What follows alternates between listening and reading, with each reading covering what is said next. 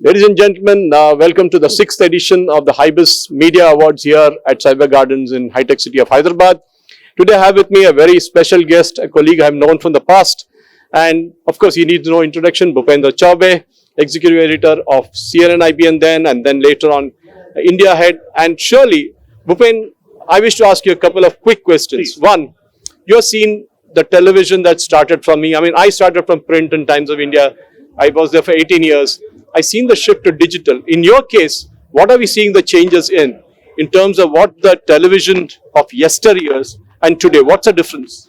The most fundamental difference is that television is not the storytelling platform anymore. You speak to stakeholders, chief ministers, bureaucrats, celebrities, even as a television journalist, what they want to know is that what is the digital amplification plan for that particular television broadcast. So TV on its own, which used to exist as a USP, that I think that era is now long gone. What you now need to focus on, if you are a TV journalist, is to have a very clear-cut digital platform. And today, if you consume content on YouTube and Instagram and Facebook and all these platforms, you will find that there is absolutely no difference between what is being produced in a TV studio and what is being produced in a digital studio. So the question is, why should we be on TV at all? If the line which was sort of blurring between TV and digital has ceased to exist, which is why I also very proudly call myself a full-fledged digital journalist now. Now, when you look at today's young generation, for example, they only have 30 seconds. They don't like to hear long monologue. They don't have time to read 8-column articles. They don't like half an hour podcast or interviews. They are like 30 seconds mein jo bolna hai, bolo, khatam karo immediately.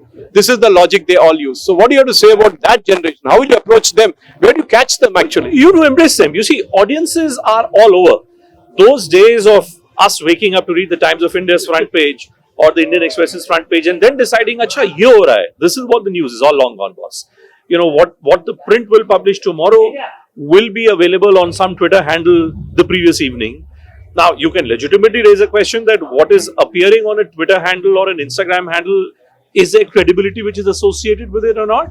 I think on that front, legacy media still has something which is going in its own favor. But beyond that, you cannot ridicule or criticize that 18 or 25-year-old person because he's or she's formulating their worldview on the basis of what they're looking on YouTube and Instagram. You got to go and embrace them. You got to go and speak to them in a lingo which they understand. And that's my focus area as well after all these years. That's a big challenge because even the sales and marketing guys are having a nightmare as to how to reach this audience. I mean, as we conclude, Bupen, short conversation here, but I wish I could have a longer time with you. Sure. Maybe next time you're in Hyderabad. Sure. But the point here is, what's the future of television? Is it dead?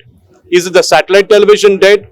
Is it now metamorphosing into digital and social? I think television at its very core now is no more television. Television at its very core is a blend which starts with digital first. The digital part is coming first, the television part is coming later. You do a program on television, it's actually starting 5 minutes earlier on digital before it starts being broadcast on the television streams. That's a fundamental shift which has happened. So the person with a mobile phone is today a journalist, isn't? No, I don't concur with that view because if you put anybody, you put a driver with a mobile phone, he can have a view. But the job of a journalist was really to bring out facts. Is a driver with a mobile phone with no formal training or no formal experience, let me say, without dissing anybody or I'm not trying to look down upon anybody. I think the skill set, the credentials of journalism are still intact. For that skill set, you need to go through a certain training, you need to have a certain mind.